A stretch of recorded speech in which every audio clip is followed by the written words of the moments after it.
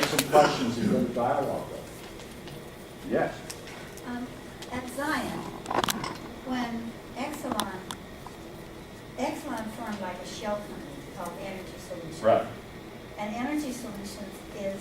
It's Energy Solutions, Zion Energy Solutions, right? Well, there's Energy Solutions, which is from Right, Utah. right. And Zion Solutions Right. is the company in Zion. And this is a limited partnership, and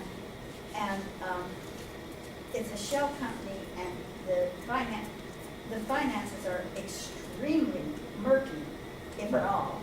And it's just mysterious how Exelon could have just formed a company that was a branch of itself and called it a limited partnership that has limited liability. And then if it transfers back to Exelon, it's just a big imbroglio. And Oh, yeah. and another thing that happened at Zion is that the Nuclear Energy Information Service was yelling for the first 3 or 4 years that Zion was being decommissioned, that we weren't hearing anything about the money. We didn't know where the money was. Not we, I wasn't part of it back then, but Dave Kraft. Dave Kraft, yeah. They did not know where the money was going, and asked for an accounting. There was no accounting. And after 4 years, they put out a 4-page accounting because of all the screaming about it. And only one of those pages had any figures on it, and they were free. We are finding the same thing, and the state has really nothing to say about it. It's all the Nuclear Regulatory Commission.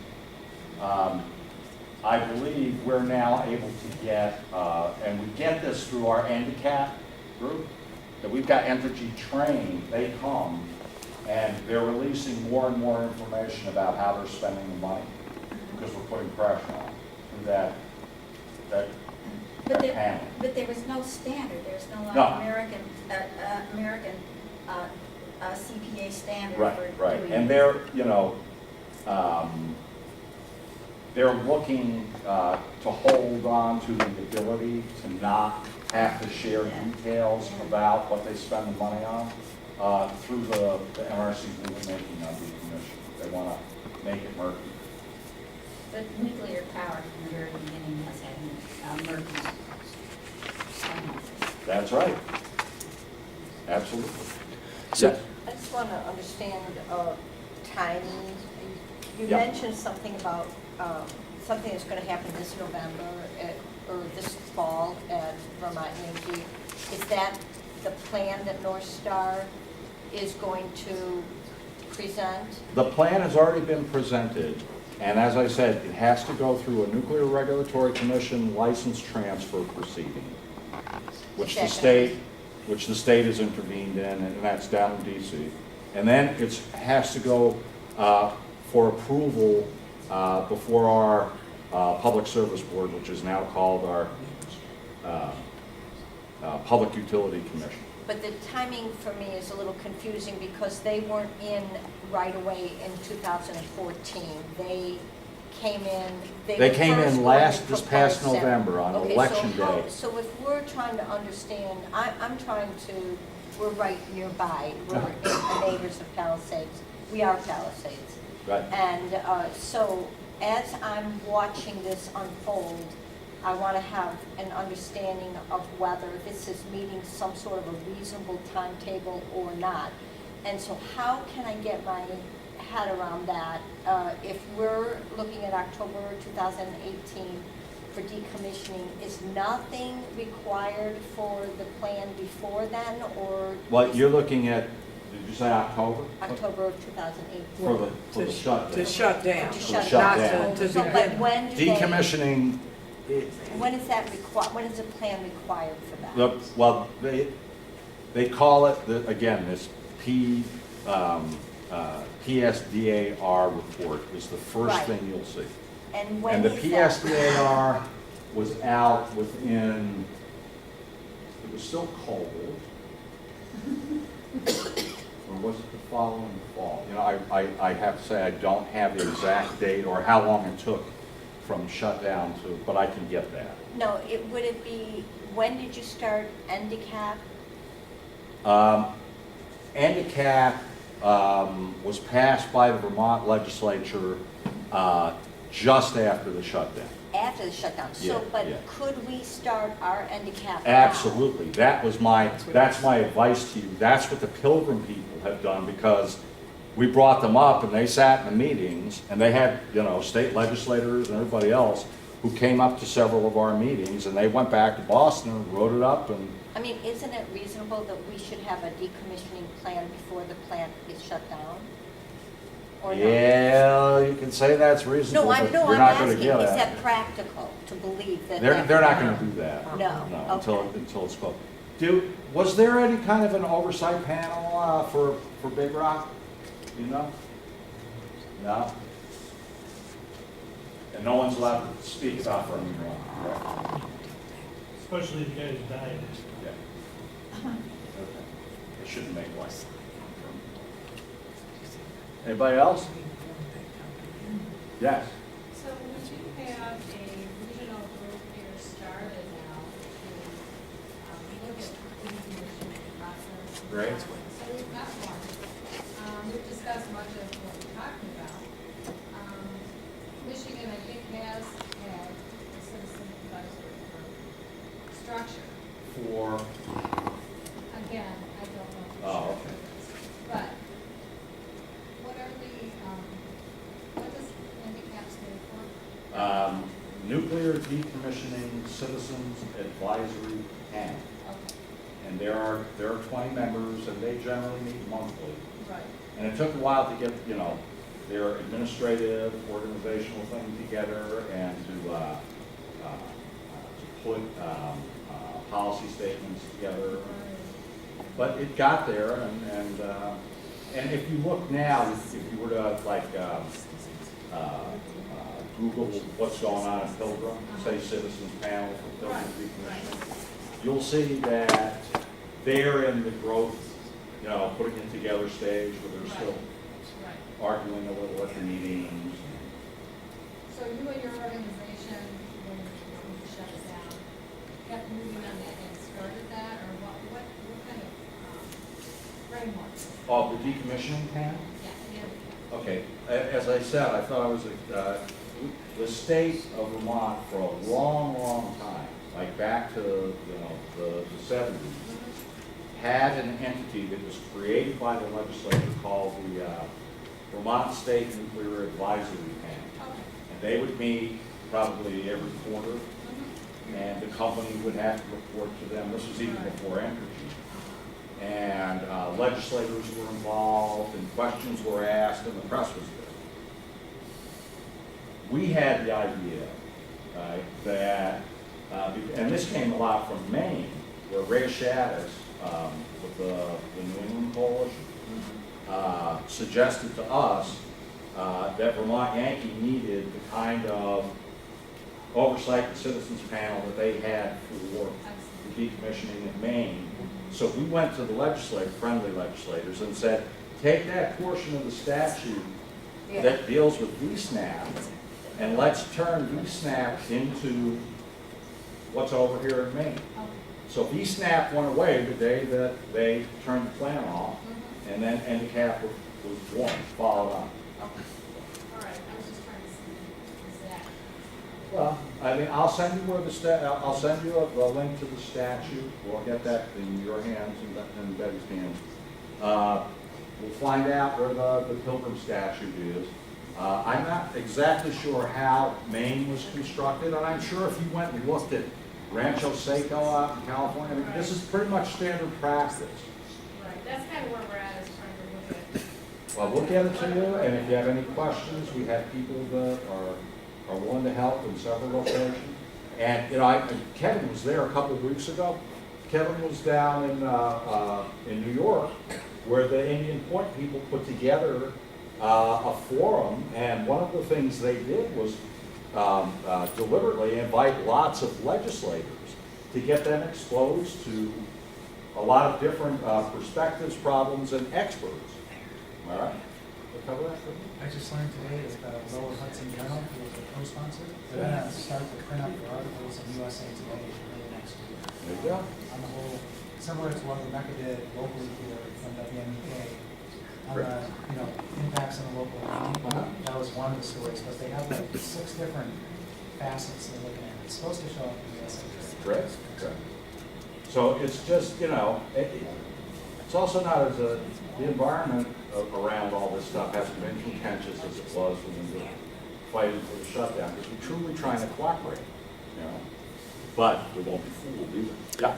So on that panel, Endicott, do you sit on that panel? No. Okay. They don't need to be on the panel. And I think my name was submitted to the governor for consideration to be on the panel, but I probably would have said no. No, I'm not a panel kind of guy. Now, our understanding is that there is a strip-in for people, some financial reimbursement for them to participate in the panel. Yeah, not a lot. But it's not a lot. No, but So- there's also movement to see to it that the panel, and this is always up in the air, is that the panel will hopefully get an appropriation from the legislature to be able to, if they need to, bring various experts in to take a look at some of this stuff. But a lot has happened in a very short time. I told you, in November, we're all just sitting there going, yeah, 2072. And then, boom, everything changes. But you have a different situation in that you have a sympathetic governor, and our political environment is Yes. the exact polar antithesis of what you have. I know. And as a result of that, I think It's a different approach you gotta take. it's so, I know, and I keep on thinking, what is it? Where's that button we Well, can hit, A couple things you Because should know. We have a it's new a tough governor button. in Vermont. Huh? We have a new governor in Vermont. You do have a new one, but Who is all a of those other- Republican, Huh? who, like in Indiana, would be considered a liberal kind of guy. And maybe here in Michigan, I don't know. Yeah, I mean, I don't have all the answers to the differences in Right. politics. But again, no matter where you are, raising your voice and knowing where to look is very important. And, I understand. I mean, in Michigan, there are quite a few big industrial sites in the state of Michigan. So to me, it's either the press or it's the politicians. And I think in Michigan, I've come to believe that I'm not sure the politicians are a very smart way to go. It seems like the press is stronger than the politicians. Well, that's for me. That's for you guys to be figuring out. Yeah. I was just going to comment, this is not usually my thing. I'm more involved in the Entergy Line 5 fight than this. The pipeline. Yeah, but my experience with that might be relevant to this, which is, it is not a partisan issue. Right. When you talk about the health of Lake Michigan, people who you would think would be on the opposite side get excited. Yeah. I don't know that this issue has had the media attention Yeah. and gotten people whooped up the way the Line 5 thing is, but I wouldn't be too discouraged about the partisanship yet until you've been knocked in the head a few times. Give people a chance to do the right thing, I guess would be my, but you need to let them know that there's something important going on and that they need to be paying attention. I realize here in South Haven, there's probably more of that, but I'm just not from down in Benton Harbor, and I don't think people are aware of it. It's like it's happening in another, but we're all fed up in people, That's because of that's exactly why. He lives there. I know, but people don't necessarily think he's right if you get them talking about the issue, but they're not even thinking about it. It's not in the, And it's not going to be in the Well, there's such a there's such, That paper is not going to do that. but there's more than paper involved. Yeah. There's. That's the main news. Yeah. Kevin? Well, it's an excellent point. I just wanted to share a quick story. Big Rock Point, again, one of the biggest skeletons in the closet up there that has never been addressed is they have a discharge canal. You can look in the report and see what it looks like. 35 years of radioactive discharges into Lake Michigan. Palisades has a similar thing going on, and they never even checked to see the contamination levels in the discharge canal. But we know it's contaminated because after they shut the reactor down, radioactive algae washed up the discharge canal and set off the radiation monitors deep in the heart of the plant, 6 months after shutdown. And And what was their response? They dismantled the radiation monitor. So they have never looked at the contamination, let alone cleaned it up, all this time, you know.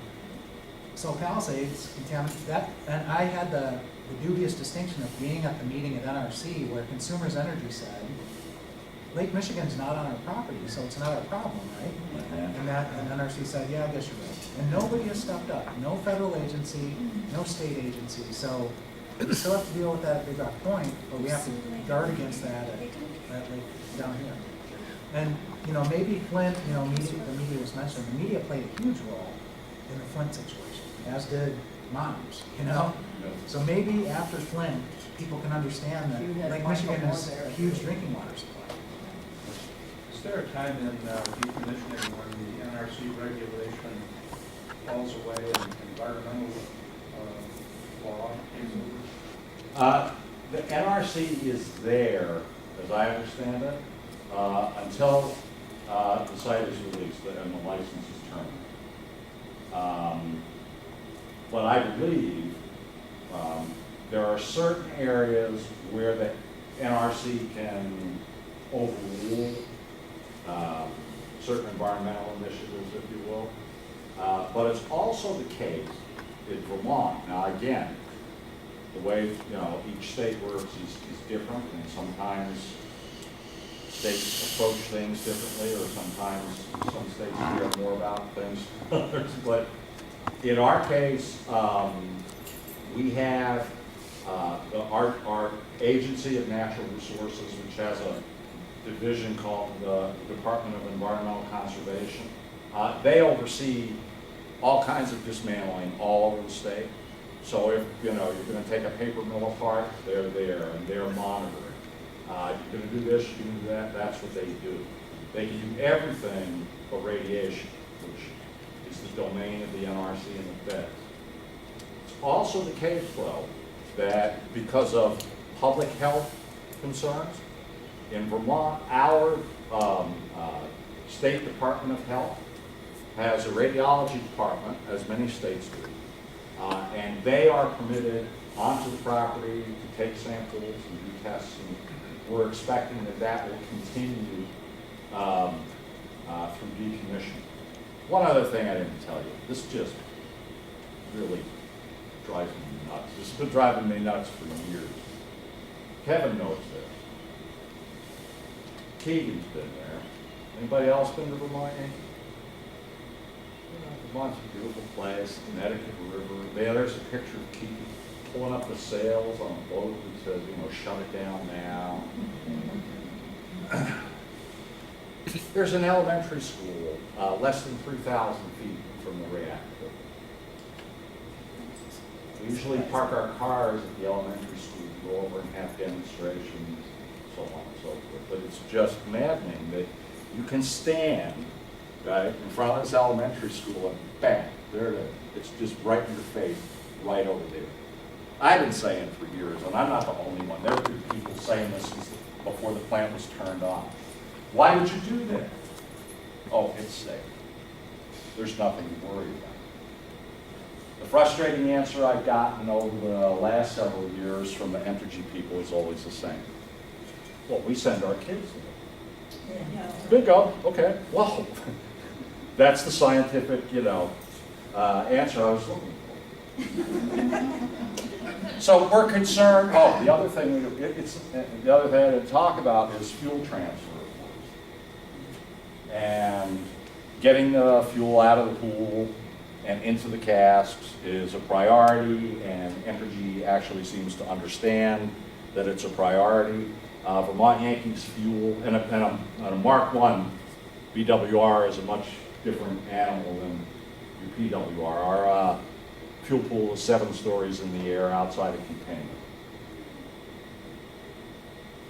Your PWR is ground level, pretty much. Anyway, they're going to have all our fuel moved in by 2020 into casks, which is good, because casks are a problem. But the other thing about the school, all right, so then we were concerned about, well, if you're going to move all this fuel, that can be a pretty risky outlet. We've been doing it. Not a problem, you know, the industry's good. There's kids playing in the field across the street while you're moving tons and tons of high-level waste into casks. Come on, get serious with us. What can you do? Well, maybe we can move it in the summer when the kids aren't there. Well, that's kind of like maybe a good idea. Well, they're moving fuel right now and it's summertime, but they'll still be moving fuel when the kids get back, you know, in the fall. But with this new decommissioning plan I've been raising, and I raised it with Mr. Scott State, the president of North Star, but I raised it with Entergy again.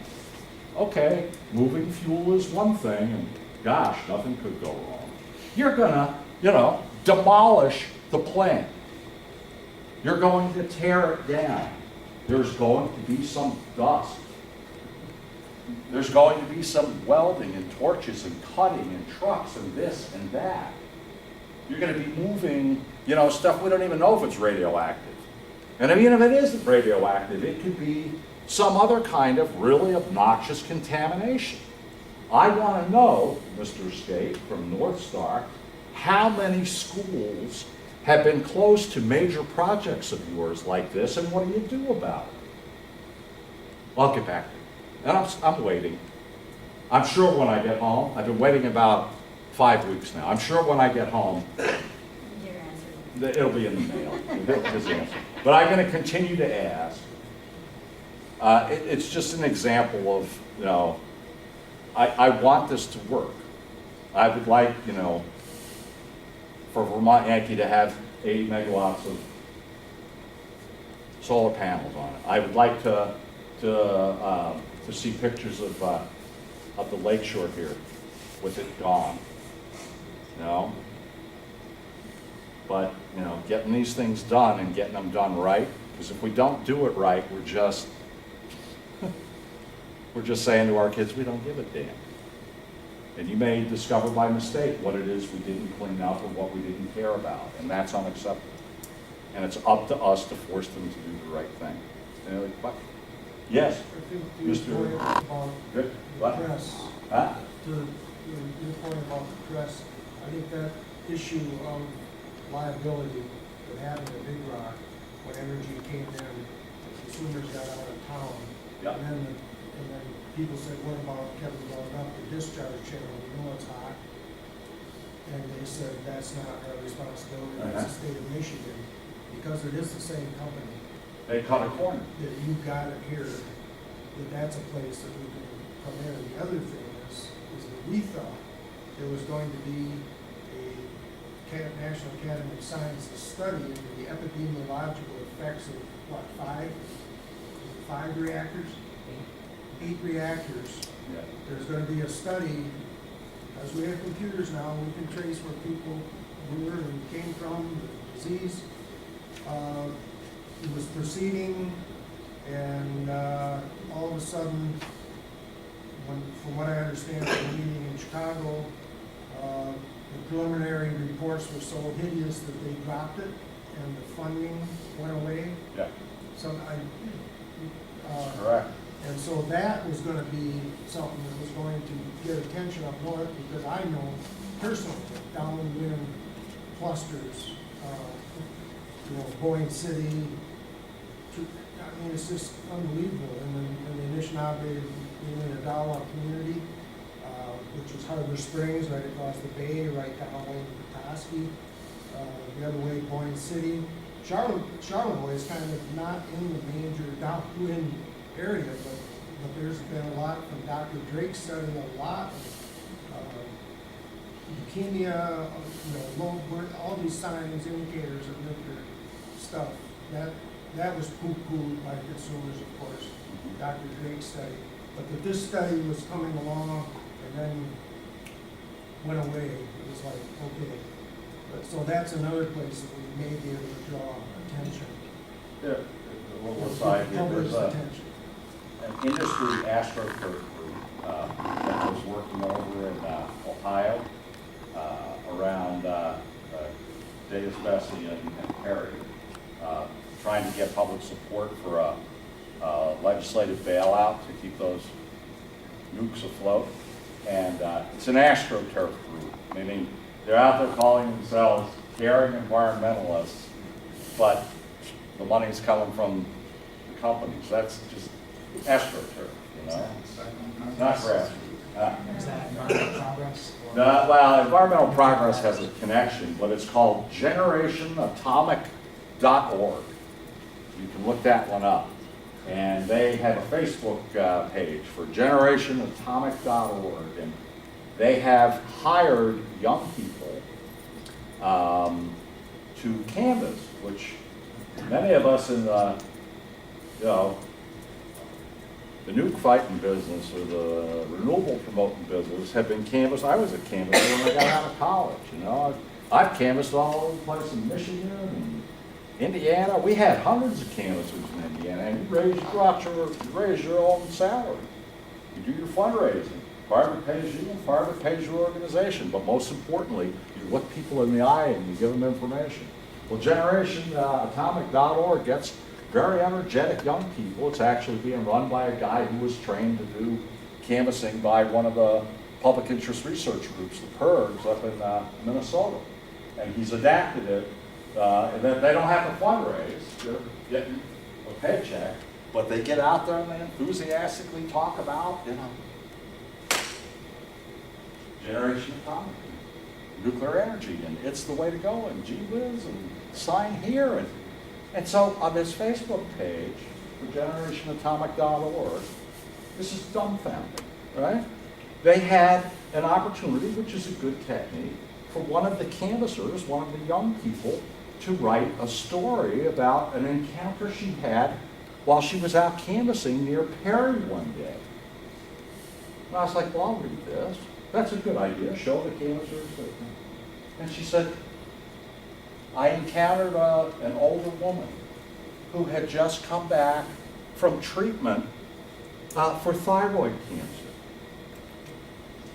And she patiently listened to me, even though she was struggling with treatment for thyroid cancer, and stood with me in support of nuclear power, and signed the petition, and pledged to do this, and pledged to do that, and then they posted it for the cyber world to see, and I was dumbfounded that this young woman and her handlers at generationatomic.org didn't make the ironic connection that she had talked to this unfortunate woman who had where did she get thyroid cancer living near Perry? Where do most people get thyroid cancer? In those communities.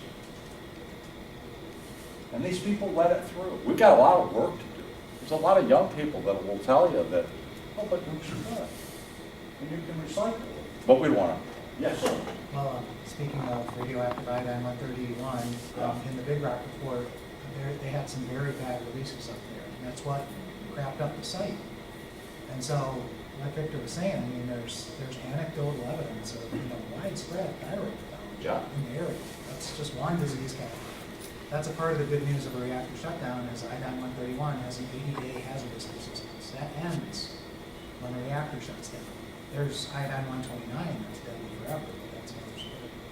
But this bailout talk, I'm glad that Iris and Bruce are here because just last night on email we had some discussion about the Michigan Public Service Commission proceeding, and Bruce has been keeping an eye on the docket, and sure enough, there's an extension now. It's not going to be decided by early August. It's not going to be late September. So I just encourage people to keep on getting comments in to the Michigan Public Service Commission saying, shut it down. There's the gas on the back wall. How to do it. You know, it's a question of, can Entergy and Consumers Energy end this power purchase agreement early?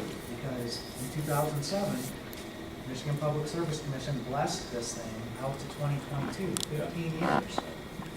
And Tim Judson at Nuclear Information and Resources, when he saw the dollar figure on the power purchase agreement, he said it's the highest I've ever seen. Yeah.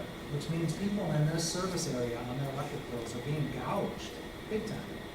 So yes, it'll end early, there's going to be some penalty, $170 million, but compared to the risks we've been talking about with the reactor risks at Palisades, that's a bargain.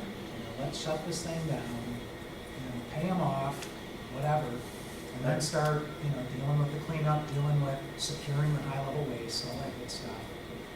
And now's the time, between now and apparently late September, because the Michigan Public Service Commission chairman made clear that they would take comments until the end of the proceeding, just before the decision is made. The earlier you get them in, the better, because then it enters the proceeding, and the parties, which includes Michigan Environmental Council, can use public comments, can point to them and say, hey, you agree with this one? You want this addressed, so. Mike? Yeah, I had, Michael Keegan with Don't Michigan, I had a concern about, is this just posturing by Entergy and consumers to say, hey, we're gonna have to shut it down unless you bail us out. Come on, bail us out.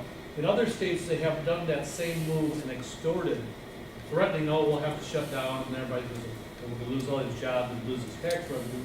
Here comes the state with a bail. So that's one thing I want to point out. Well, I would say on that one, and we can talk more, but Entergy wants out. That doesn't mean that Exelon might not swoop in and do what they did at Fitzpatrick. That's a possibility, I suppose. But make no mistake about it. Entergy's not posturing to try and get bailed out. They're getting the hell out. They believe they've made a huge blunder in purchasing all of these, basically, aging liabilities. And the other point, I read documents all day long and stuff. In the 2005 Consumers Energy Report, CMS annual report, they said the estimated cost of decommissioning is $868 million. Does that include high-level waste babysitting? This is 2003 All right. dollars. A couple years later, the Michigan Public Service Commission allowed them to raid the decommissioning fund. The decommissioning fund now stands at $426 million as of February. For Big Rock, they reported $366 million in decommissioning funds, but Consumers Energy also kicked in 99 additional million. So the cost of Big Rock was $465 million. And I'll share those documents with people. Who's going to cover the shortfall? Who's going to be left holding the bag? This is a limited liability corporation. What will the Citizen Advisory Board look like? Will it be stacked with utility sycophants? Will there be a balance? Right. We don't need an adversarial situation, but it's got to be done Right. right, and we cannot be run roughshod over. And we can't just have some token environmentalists on an advisory board. It's got to be empowered. It's got to be funded. Right. I couldn't agree more with what you said, and that's the trick. And again, you're not going to get it perfect to the point where it'll satisfy everyone, but you should seek that balance, and and make sure that it does have adequate initial funding to get off the ground and to get everybody in the community into understanding that it's going to happen once a month or whenever. Yeah. And another point I want to make, a national trend by utilities is once they move towards decommissioning is to disassemble the emergency evacuation Yep. plan That's another and to one. disassemble the security. Correct. The threat has not gone away. They're trying to cut their costs. Yep. The plan needs to be in place, the evacuation plan needs to be in place, and security needs to be there. And the evacuation plan, we tried, the state of Vermont, along with other parties, tried to get the NRC to force the company to keep the existing evacuation plan in place, at least until the fuel was moved into dry casks, and they just blew us off on that. But the state of Vermont went down, headquarters down, Washington, fighting for that one, and also fighting for more accountability and transparency with the decommissioning fund and what they were spending it on. We had limited success there. They're being more forthcoming with what they're spending. Yeah. At EIS, the place I come from in Chicago, David Kraft has formulated 2 or 3 documents on how decommissioning should proceed. And so if anybody is interested in the step-by-step that he worked out, and has published, you could go to neis.org. Let me just think for a minute. neis@neis.org. That would be the email, but the website is neis.org. And you could ask for the decommissioning protocol that he has worked out. I did bring a lot of those. I Are found they them over in the- there? In the rack. Oh, I'm sorry, I Sorry, didn't hard realize copies. they were in the rack. Okay. And I have a couple documents on the back table there in front of the Safe Energy Future that we use at meetings up in Vermont that you might find interesting. Because like I said, my colleagues at Citizens Awareness Network have been through 2 decommissionings. I was just going to add real quick on Dave Kraft's work at NEIS. He managed the coup of getting a great relationship going with the mayor of Zion, Lou Hill, who came with Dave and with Linda Lewison from the board up to Garrison, New York. So Mayor Hill was a real star at that thing because he was talking to other mayors from near Indian Point. This has been our experience. And one of the articles that's in the rack is about an effort near Zion to compensate Zion for its economic losses because this high-level waste is stuck there. So it's proposed legislation on Capitol Hill. It's kind of a pushback against all this, let's get it out of here, we don't care where it goes. There's a long waiting list, and Palisades still operating, they're at the bottom of that waiting list. The waste is going to be here for a long time. A long time. And so that pushback of, hey, how about some funding pouring in to, take care of the local municipalities, to take care of the workforce who has so much knowledge. So some of that documentation's over there, white papers about a just transition for the hosts and the workforce. So I hope this helps, and good luck with everything, and, Does anyone else have a question? yeah. How many, okay, you have the governor, the state attorney general on your side for this, setting up this panel? Yeah, at the time that we passed the law, we had the governor on our side. Like about how many legislators did you have to get on board to get the thing rolling? Well, you made the point. It is true. Vermont's It's a big point. we did elect a Republican governor, but Vermont has a Democratic supermajority in both chambers, and the committee chairs, which is really, that's how it got rolling, were very sympathetic. Yeah. But, it doesn't have to necessarily be a confrontational thing. It's just common sense that the community should have, some kind of a forum to get updates and ask questions and to disseminate information about what the hell's going on. Do we start with media? Do we start with legislators? Do we Everybody. blast Do you them all have, at the same some time? sympathetic legislator and give them, like I said, I will get you the statute from Vermont and you can see what the people at Pilgrim did. And you can tell them that Pilgrim did it and Vermont did it and Maine did it. And I'll bet you if you go out there and look, and I can't say that I have, I'll bet you Sacramento did it with Rancho Seco. I'm sure it's not an uncommon occurrence. Right. It is the case that you may not get what you want.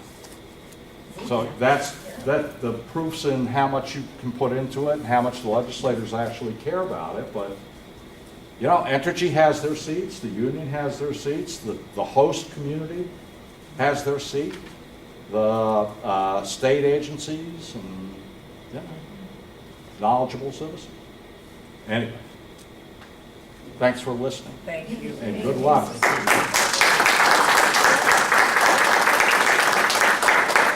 Special tree